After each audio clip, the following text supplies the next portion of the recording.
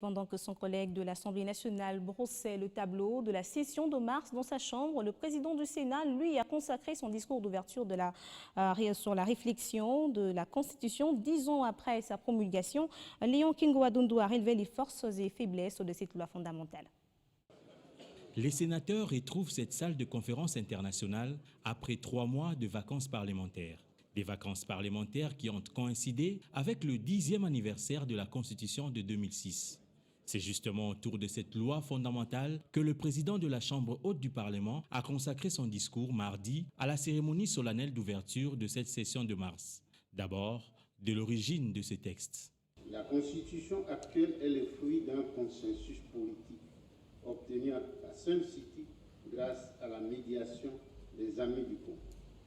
L'accord global et inclusif a été le couronnement historique des efforts en vue de mettre fin à 4 années de guerre fratricide.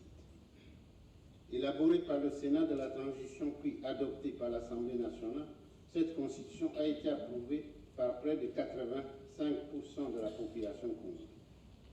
Par la vertu du référendum, elle est devenue la volonté politique du peuple.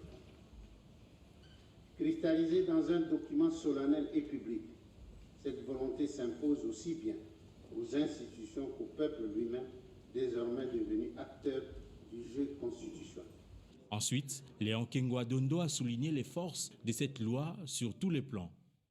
En rapport avec les faiblesses, le président de la Chambre haute du Parlement note que la Constitution n'a pas permis, 10 ans après sa promulgation, l'application effective du régionalisme et de conclure. C'est une constitution complète, une constitution démocratique, une constitution stable.